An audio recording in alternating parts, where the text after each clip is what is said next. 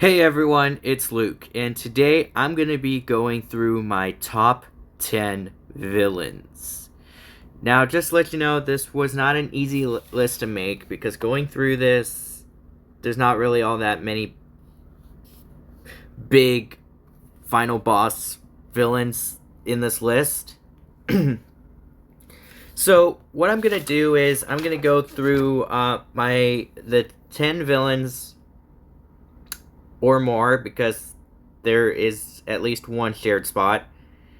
And I am gonna I'm gonna go through my top 10 villains, ranking them, and explaining their origin, backstory, um, villainous lines, and overall villainous aura that determine who is the most evil in my top 10 list in my story multiverse. Now, starting off at the bottom is Caden Carson, the evil twin brother of Connor Carson. This is not going to be a long explanation because there's not much to his story. All you need to know is that they were both in the Super Soldier Serum program when they were in the military. But over time, Caden became jealous of Connor's success and felt like he was in the shadows. So on their final mission, they were on a helicopter going somewhere. I haven't thought it that far ahead. And what he does is shoot Connor in the head, then push him out of the helicopter while Connor freezes for like 10 years like he's Captain America. And for those 10 years, Caden was happy. He was able to become a mastermind in the shadows, growing in power, authority, and fear. Of course, he wasn't all that happy when his twin brother came back 10 years later and it's like, oh no, he survived. They do have a cool anime style fight, but besides that, there's not really much to the story. The story is more about Connor coming back to who he was. So that was number 10. Number 9, she's not much of a villain, but she does have quite a bit of aura points, which is why I place her above Caden. And that is the evil speedster Accelerate. She happens to be involved in Ren Rider's story, The Power of the Imagination. And the funny thing is that she actually happens to be Ren Rider's sister. Now, we don't really know who is the older sibling or how close they are in age. We don't really know. For all we know, Accelerator could have actually existed long before Ren Rider, but the fact that she ends up actually looking like Ren's biological little sister before she died at a young age, which is sad and depressing, is a lot. So there's not really much to her story, honestly. She's a speedster. She constantly antagonizes Ren Rider, kind of like gets into his head a little, flirts a little, but there's not really much to her. The only reason why I place her at number 9 is because she does have aura. There's not really much aura to her, honestly, other than her speed moments. Like every time she just a flash of light and she appears every time before she talks to Ren is pretty cool. But besides that, there's not really much to her character. Now, number 8. Vilgax. Now, if you guys understand the original Prime Universe storyline, then there's not really much I can say about Vilgax other than this dude, this version of Vilgax has some serious villain aura. I mean, just look at him. Built like the freaking Hulk, spines down his back, glowing red eyes, breathe mask.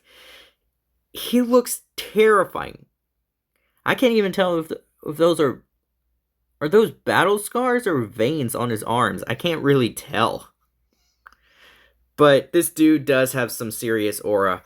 And just for a little recap, this is the version of Vilgax from the Zane X Ben 10 AU. And in this story, he is a lot more evil, a lot more terrifying. And just like in the original one, his main idea is to retrieve the Omnitrix so he can have its power. And honestly, this version of Vilgax is arguably way more powerful than the Prime Universe Vilgax, if I'm being honest. He's clearly a lot stronger, has a higher durability, he has somewhat of a healing factor, and I also decided to give him heat vision like he had in Alien Force and Ultimate Alien. So, yeah. So yeah, you can pretty much think of this version of Vilgax as basically Doomsday from DC Comics. So he does have quite a bit of aura, and there's not really much else I can say. When it comes to an AU story, it's hard to make a new story, especially if that version is way better. So, yeah, I'm going to stop talking about Vilgax and jump straight ahead to number 7, which is Black Fang. Black Fang Logan from Joseph Garrison's Pirate Story. Now, this one has a little more going for him, honestly. I had a hard time placing this one. But if you were aware with what I explained about this dude before, I think I've mentioned him before. So the thing about Black Fang is that, according to the story, he and Joseph were on the same crew. The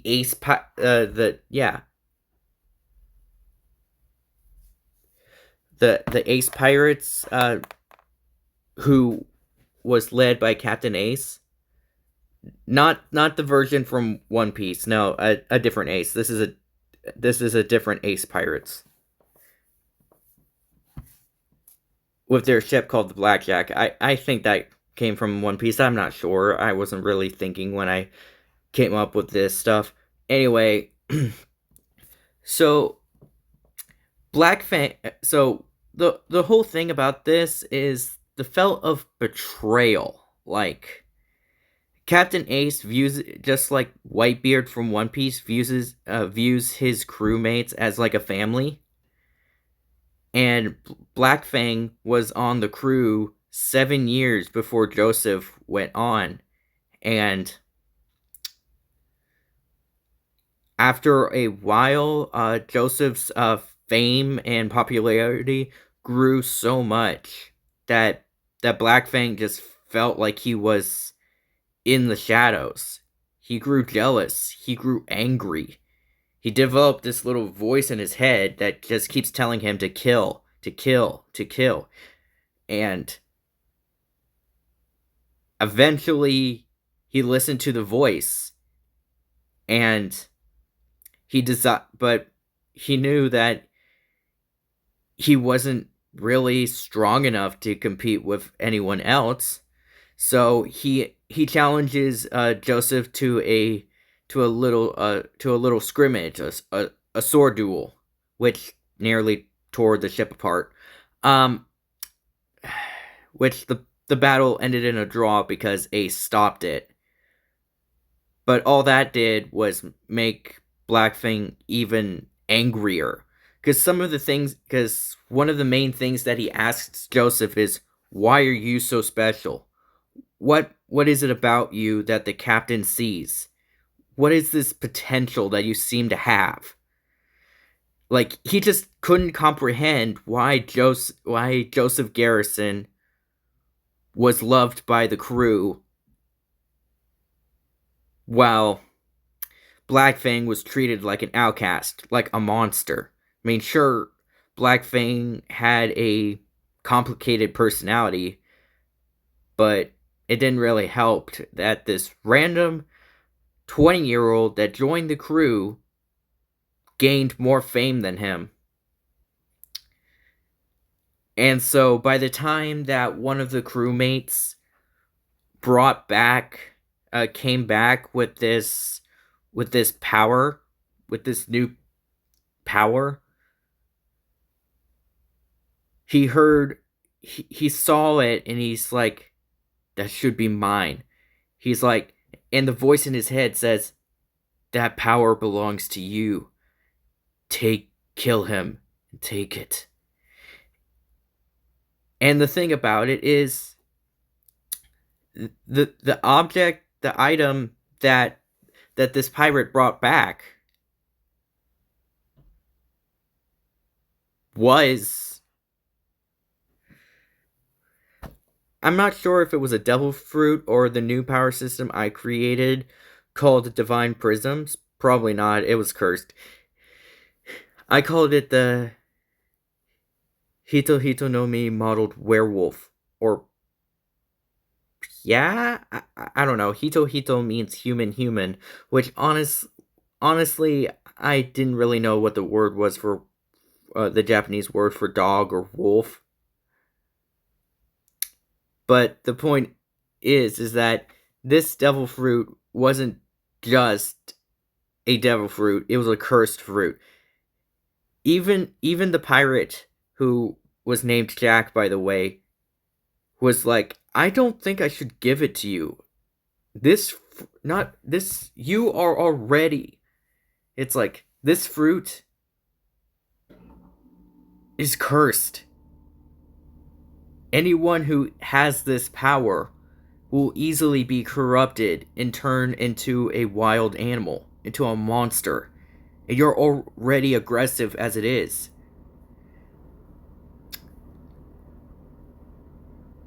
And Black Fang's like, I don't care. So, and just to let you know that at this point, Black Fang was already like the strongest on the crew. He had the strongest Conqueror's Haki, strongest Armament Haki, and strongest Observation Haki. Like, all three of his Haki types were already stronger than everyone else on the ship. And not to mention his insane sword skills. Like, he's freaking Mihawk from One Piece, but he felt like that wasn't enough. So he kills Jack and takes the fruit. And then afterwards,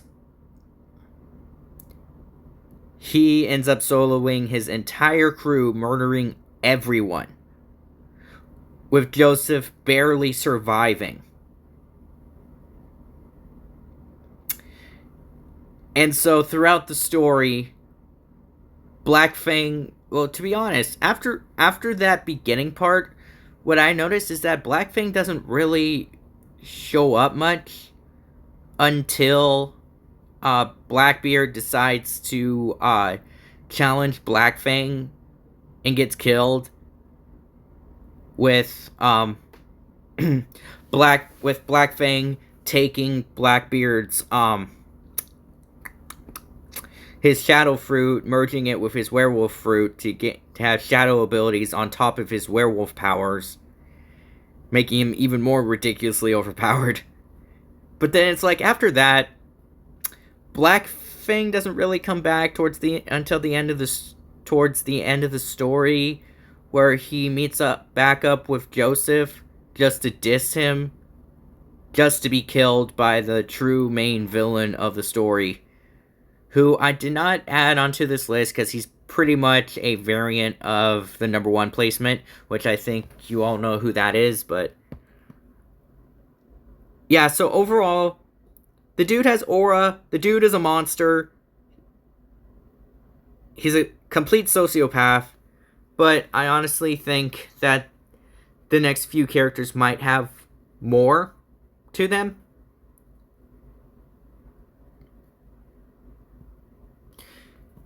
Bringing me to number 6, Condor. Condor.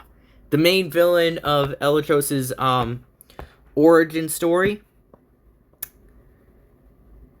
So, in order to explain the backstory, I pretty much have to explain Elytros' story. Or even go back a little more.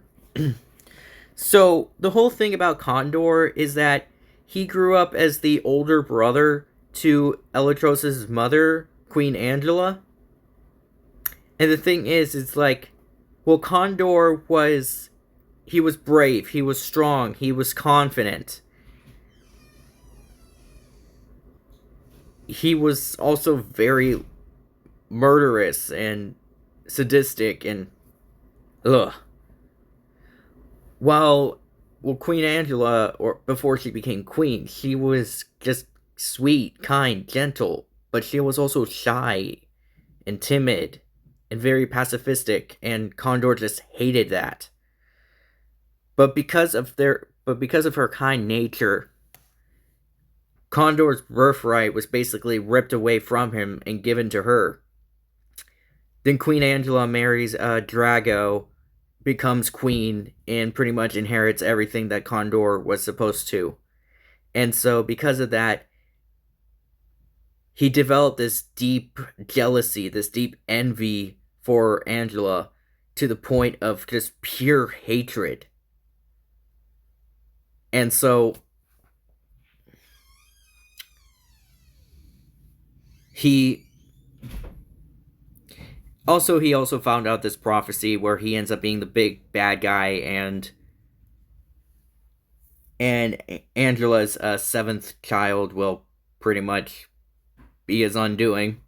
So what he does is that he rages war on the Dragon Kingdom with his own Dark Dragon army and nearly succeeds, but then King Drago defeats him, and he was put on trial, which this scene is pretty much ripped out of Man of Steel with Zod's trial before getting banished to the Phantom Zone. But he basically, but when they asked him his reasoning for this, he basically yells at them saying that everything that they have was supposed to be his, and they stole it from him. And then he mentions that he was aware of Elytros as a baby, still growing within Angela, and then he threatens to kill him 3 times before being sent away, which led to King Drago and Angela making the hard decision to send Elytros to Earth. But the reason why I place Condor here, and honestly I couldn't really put him any higher, was because of his influence. Like, the dude doesn't really have much aura. He doesn't really show back up until the end of the story, or, bits and pieces. But the fact is, it's because of his influence, the fact that he's the main villain, that drives Elytros to grow in power, to become powerful enough to stop him. But it's because of that responsibility Elytros has to defeat Condor and restore peace. Honestly, there's just moments in the story where Elytros doubts himself. Like, he questions, am I really strong enough to defeat Condor? Like, he recognizes how powerful Condor really is. It's like Avatar Aang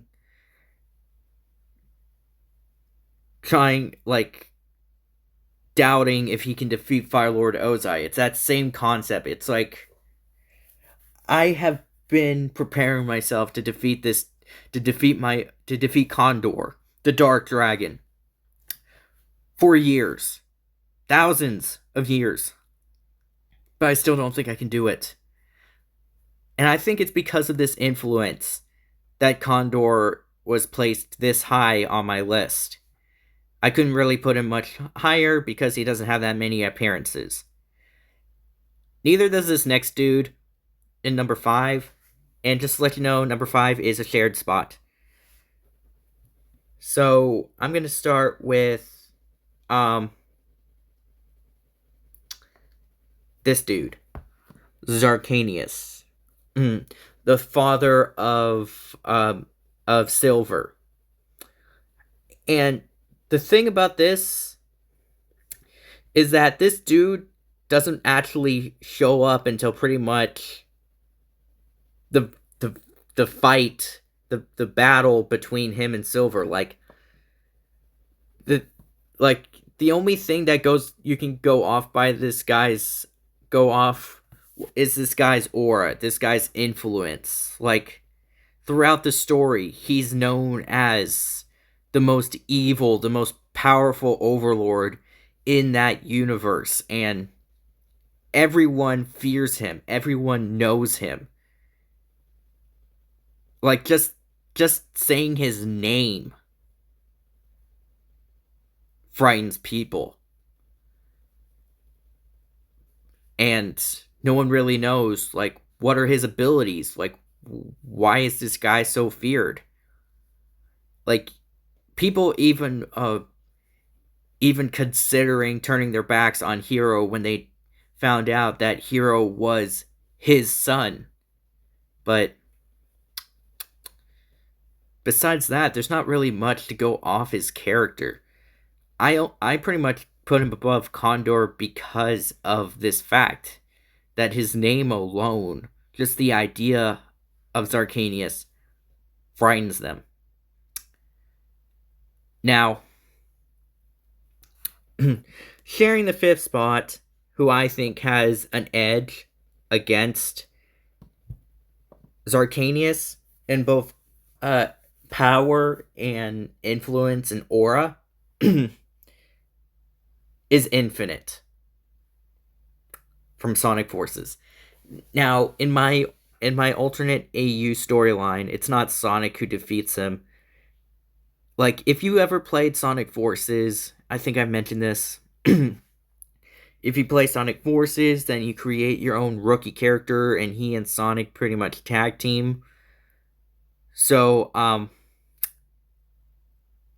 and in my Sonic story, Lightning the Falcon is that rookie, but he ends up, but I created my own story around this character, around Lightning the Falcon, being the one to defeat Infinite.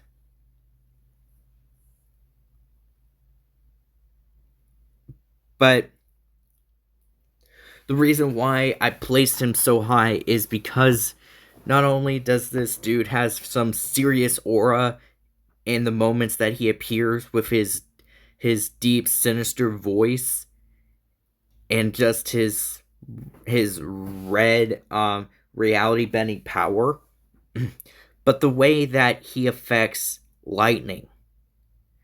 Like, as soon as Lightning appears in the middle of a battle with Infinite nearby, Lightning was terrified of this dude. He even took up a blaster hoping to shoot Infinite, but he couldn't. Infinite taunts him, saying that you're weak. You could never pull the trigger. And it's revealed that the only reason why Lightning even came out of that battle alive is because Infinite allowed him to. So throughout the entire story, every time he meets up with Infinite, it starts out with Lightning being terrified of this dude. But then once he kind of starts getting over his cowardness, his fear is replaced with rage and anger, and because of the way this guy influences him. but eventually at the end of Sonic Forces, when Lightning the Falcon goes into his super form and defeats Infinite, he's celebrated as a hero, and Infinite was believed that he was gone because he was erased out of existence. Now, if we were just talking about the normal version of Infinite the Jackal, then he would probably be lower on this list. Or not on the list at all. But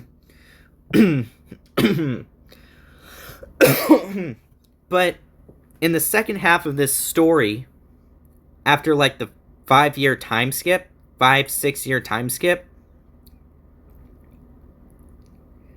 Infinite comes back.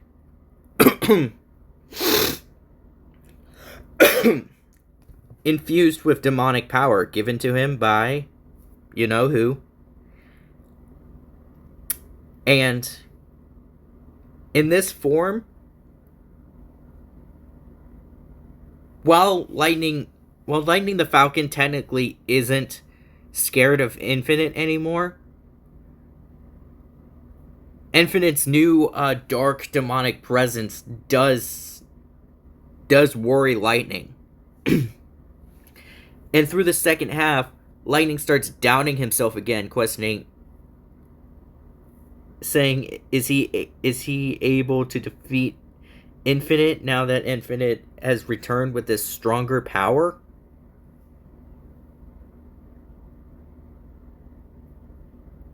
And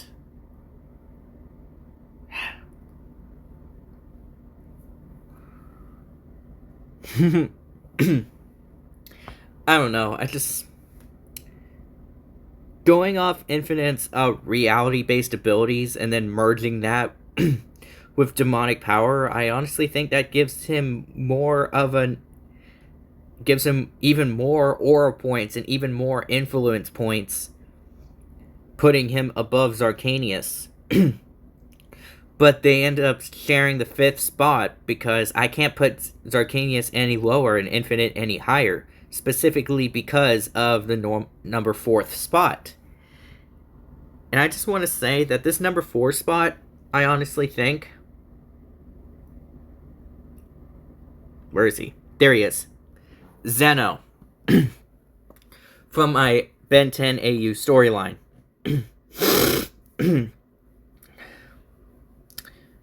The reason why I place him at number 4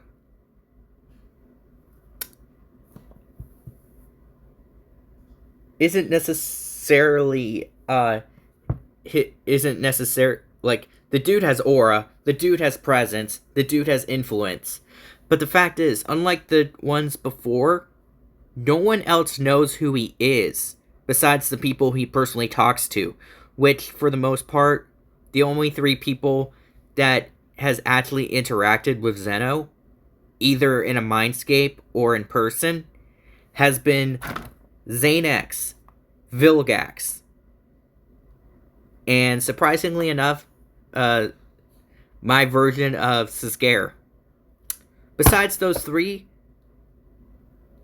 Wait, no, sorry. That's completely wrong.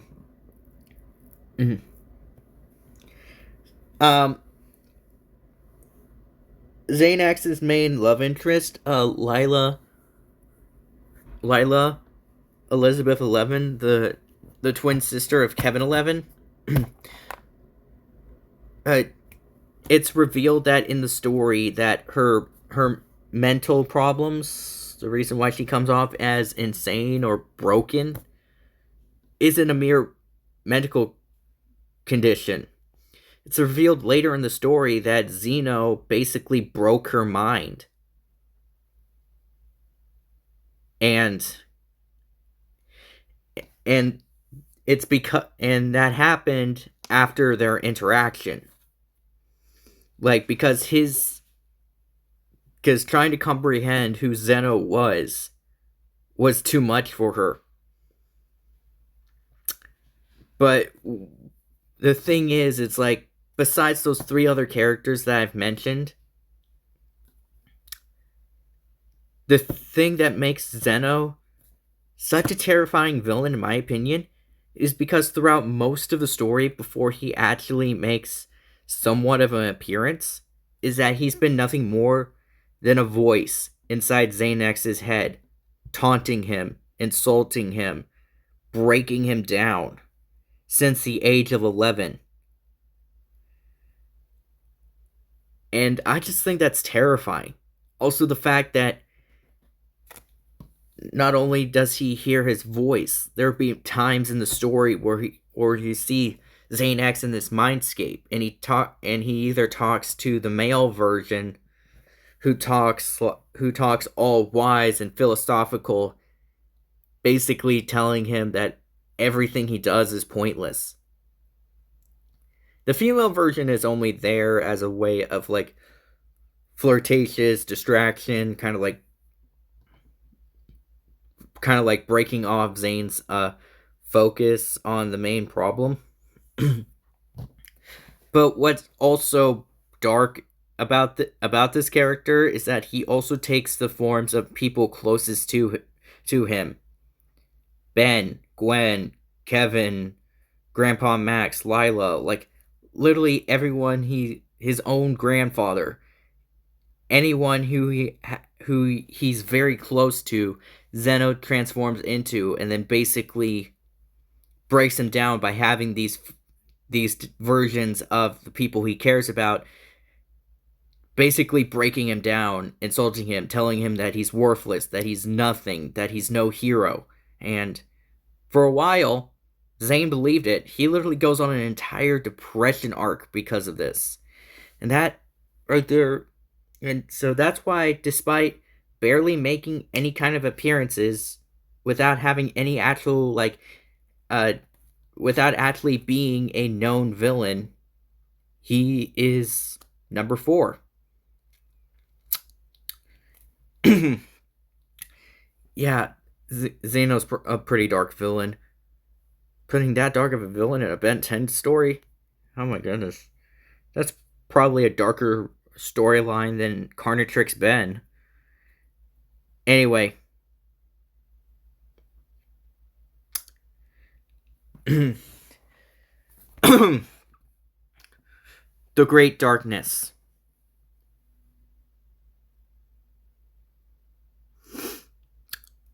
He's from Valor's storyline.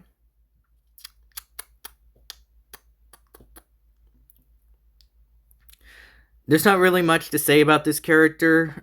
He doesn't show up until like the final battle. He doesn't really talk. He doesn't really make any. Unlike Zeno, he doesn't really talk to. Well, maybe he does. I don't know. I haven't really written that far ahead. The only reason why I. The only reason why I even put the Great Darkness second only to like the second closest to Lucifer is because, well, he's basically he's basically the devil as a ghost. He's basically the ghost version of Lucifer. But without the charm. And so basically, take Lucifer, take away his charm, take away his sarcasm, take away his like whatever quality he has that people think are good qualities, and just leave the darkness of Lucifer. That is who the Great Darkness is. He's basically Lucifer without any of his charming qualities. He's dark. He's sadistic. He speaks in a deep voice. His whole thing is to just, like, it's like his voice alone gives nightmares. Now, and sure, I could probably say that he does speak to Valor in some ways, kind of like Zeno. And the thing is, it's like, while this character is Oh yeah, actually, he does have good influence. You know why? Because I forgot to mention that in the story, he is actually a known mythological figure, believed by both ghosts and humans. To humans, he's basically the darker half of the Shining One, which is basically the ghost world's equivalent to God. But of course, the Shining One isn't actually a ghost or God. The Shining One is basically an angel. So that would pretty much make the Great Darkness not a variant of Lucifer, more like a high-ranking archdemon that you would arguably say is close to Lucifer, but still far beyond him. Oh, when I say that, I mean that Lucifer is beyond him. I'm saying that Lucifer is still more powerful and more evil. But the Great Darkness, I don't know, just look at him. I mean, another character you can argue that could be placed in, who could share the third placement with him, is Valor's darker half, being Malachor, which is basically Valor's story version of Dark Danny. And if you watch Danny Phantom and you've seen the episode with Dark Danny, you know that Dark Danny is basically Lucifer. He pretty much is. That deep killing voice, the way he speaks, that aura. Ugh. So, Great Darkness, Malachor, you can argue they're in the same placement for the same reason. Now, before I go to the clear number one most evil being in not just my stories, but all of existence, I'm jumping to the number second spot. The second most evil and the second most powerful villain with the second highest aura and influence is the Dark Archangel, Darax.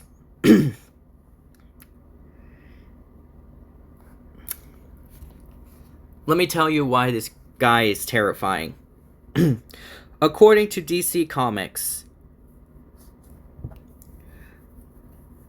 Morpheus, or Sleep of the Seven Endless, is said to have influence over the entire DC multiverse.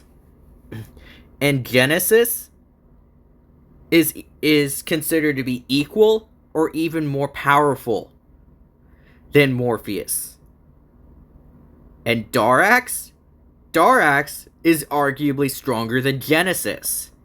But of course, in my stories, Genesis never even cared to test that theory. So we don't really know. But the thing about Darax is... Yeah, I've mentioned Darax's story before, right? He was born as a low-level celestial with no powers. He was bullied. He was betrayed. He was considered an outcast. He had this weird dark vibe that other celestials didn't really like. Then a girl named Alice was like, hey, you want to work on this project together? The only girl who's ever shown any kindness to this dude. But then the jerk, which, once again, I'm not going to say what this jerk did, ends up angering Darax, causing his latent powers to manifest, with dark tendrils shooting out of his back, and Darax ends up killing his entire class. Except Alice. Alice leaves. And then he ends up being imprisoned in solitary confinement for like 5,000 years. And then he joins the angel army.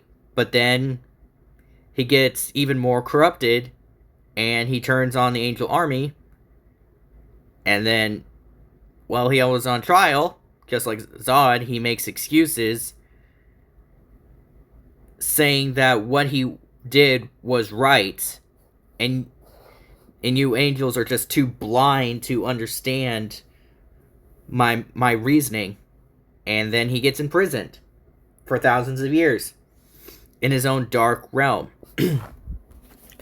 And the thing is, I honestly think that Darax, the reason why I think Darax is just so powerful is because he's arguably the darker half of Morpheus.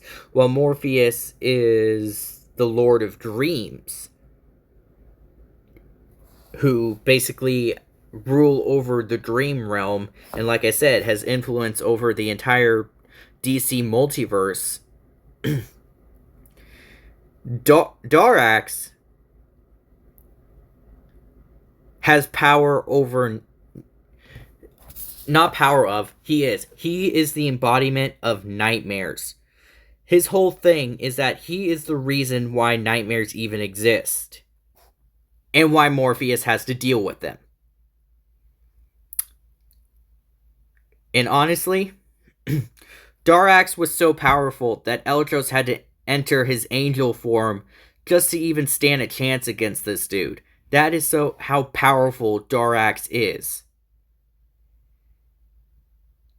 And the thing is, he never let go of his hatred. So think about this. Lucifer fell because of pride.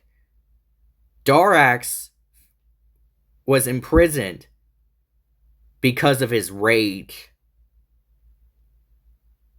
Because of his wrath is more accurate. So, yeah, there's not really much I can say. This was terribly described. I wanted to explain this better, but I just couldn't. What is wrong with me? Anyway, that is Darax, and wish I could explain him better. The dude does have a lot of aura. The dude is very terrifying. Like, he's literally the embodiment of nightmares. But there is one person on this list that is just far beyond him. And that will be, of course, Lucifer Morningstar, the devil. Now, what can I say about this guy that most people don't already know? Is that Lucifer Morningstar, the Lightbringer, he used to be one of God's favorite angels. He was one of the angels closest to God.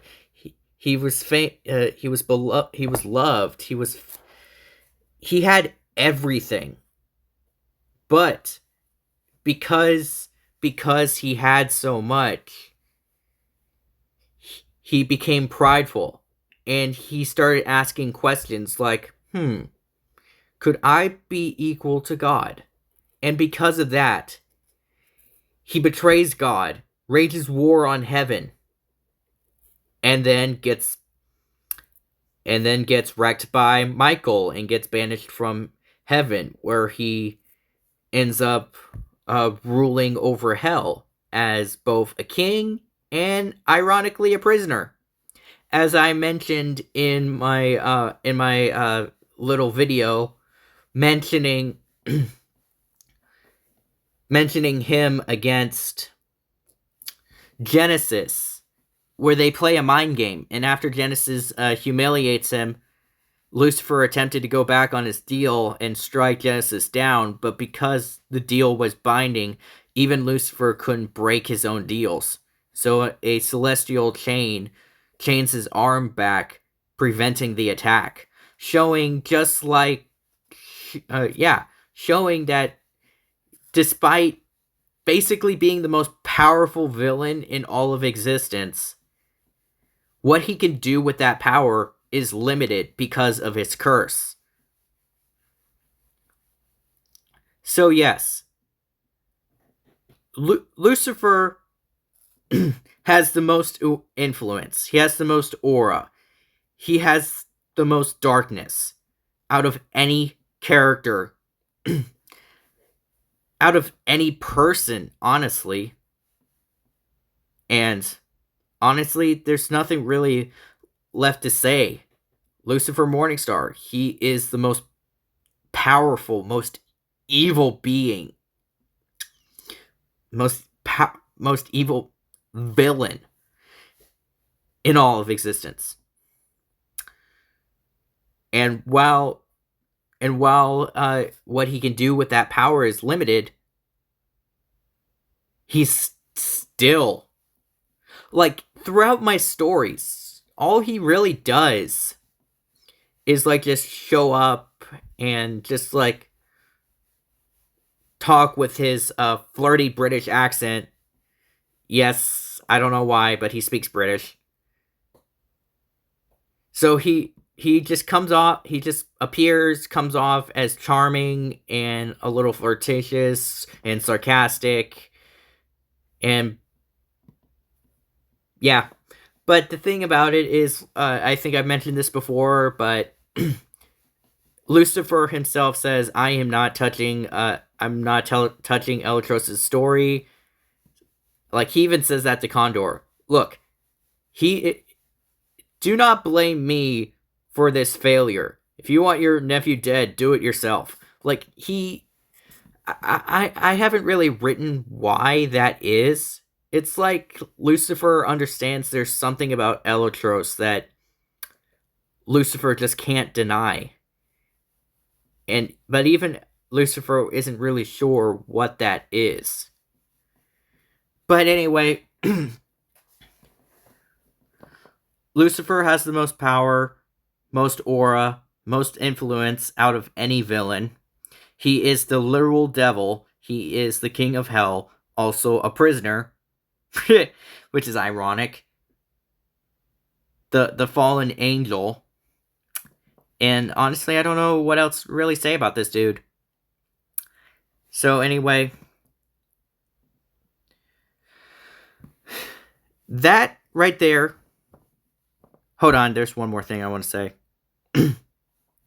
I do have one example of why my version of Lucifer is so powerful.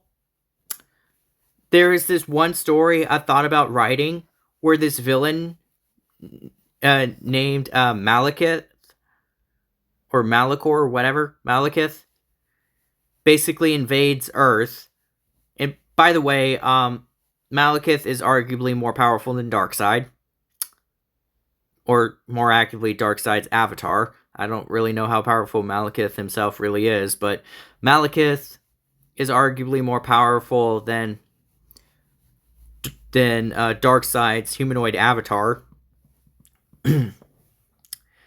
And he ends up mind controlling the entire Earth, all the heroes, all the villains. And the only two characters that are really left standing is Elytros and Lucifer. And so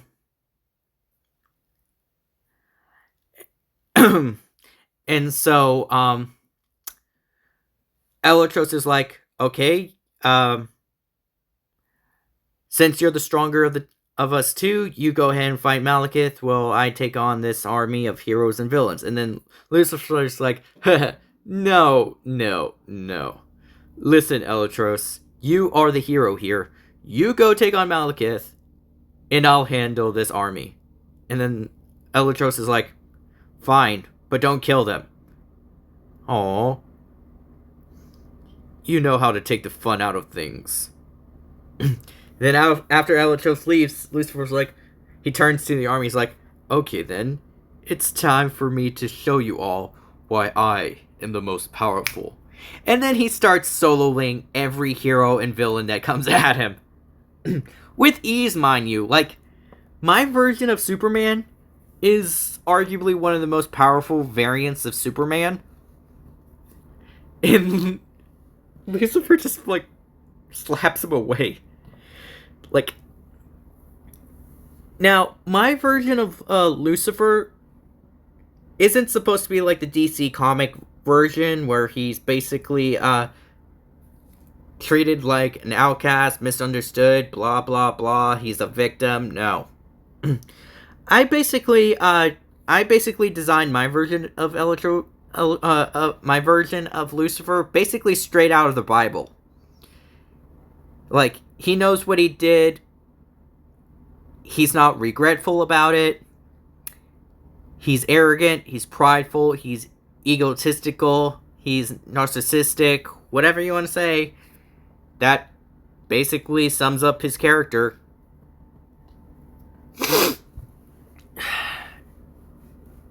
So, yeah. I don't know if I want to go over all the abilities that these characters have.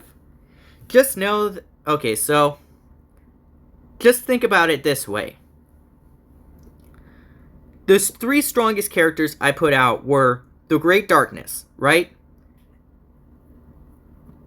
Darax, and then Lucifer. And all three of them are very similar in characters. So just think about it. Think about it this way. Whatever powers and abilities that the Great Darkness has, Darax has, but stronger. Whatever abilities that Darax has, Lucifer has, but stronger. Basically, any ability that any of these villains on this list, or any of the heroes have on their list, Lucifer basically has. That is how freaking powerful this dude is. So anyway, that is my top 10 villain list. I understand that I did not explain these villains well. I just hope that you like I just hope you liked my ranking. And thank you all for watching. Please like, comment, and subscribe. And I'll be back with my next video. So please comment down below which villain you liked the best and why. And I'll be back with my next video.